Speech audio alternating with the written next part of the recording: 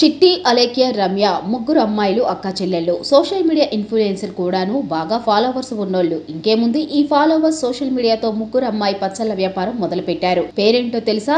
అలేఖ్య చిట్టి pickles. Non veg pickles, పీతలు, రొయ్యలు, చేపల పచ్చళ్ళన్నమాట. టైటిల్ బాగానే ఉంది, వ్యాపారం కూడా బాగానే పెట్టారు. పబ్లిసిటీ కావాలి కదా, అందులోనూ సోషల్ మీడియా ఇన్ఫ్లుయెన్సర్లు. సో స్ట్రాటజీ ఉపయోగించారు. మీ అలేఖ్య చిట్టి పికిల్స్ తినడం వల్ల నా భార్యకు కడుపు వచ్చింది. ఈ ఒక్క కామెంట్ ద్వారా ఎక్కడా లేని పబ్లిసిటీ వచ్చేసింది. అందరూ అలేఖ్య చిట్టి పికిల్స్ వైపు చుట్టం మొదలు పెట్టారు. చూసినోళ్ళు ఊరికే ఉండరు కదా, టేస్ట్ చేద్దామని ఆర్డర్స్ ఇవ్వడం మొదలు పెట్టారు. ఇక్కడే కదా అడ్డం తిరిగింది. పికిల్స్ రేట్ చూసి వామ్మో అనుకున్నారు కస్టమర్లు. ఇదే విషయం వాళ్ళ వాట్సాప్ ఛానల్ కు ఒక కస్టమర్ కామెంట్ చేశారు. పికిల్స్ రేట్లు చాలా ఎక్కువగా ఉన్నాయి. కిలో రొయ్యల పచ్చడి 3000 రూపాయలు ఏంటండి, స్పెషల్ ఏంటి అని అడిగాడు. ఆ కస్టమర్ అడిగిన దాంట్లో తప్పలేదు కదా, కిలో పచ్చడి 3000 అంటే ఏదో స్పెషల్ ఉంటుంది కదా, దాని గురించి ఈ ముగ్గురు అమ్మాయిలు వివరంగా చెప్పాలి కదా, అందులోనూ బిజినెస్ ఛానల్. అప్పటికే వేల మంది కస్టమర్లు జాయిన్ అయిన గ్రూప్. ఇక్కడ అలేఖ్య చిట్టి పికిల్ సిస్టర్స్ కు చిర్రెత్తుకొచ్చినట్లు ఉంది. ఇంత ధర ఏంటి అని అడుగుతావా? 3000 రూపాయలు పెట్టి పచ్చడి కొనుక్కోలేని వాడికి నీ పెళ్ళానికి బంగారం ఏం కొనిస్తావు, చీరలేం కొనిస్తావు, బయటికి ఎలా తీసుకెళ్తావు? ముందు డబ్బులు సంపాదించుకోవడం నేర్చుకోరా,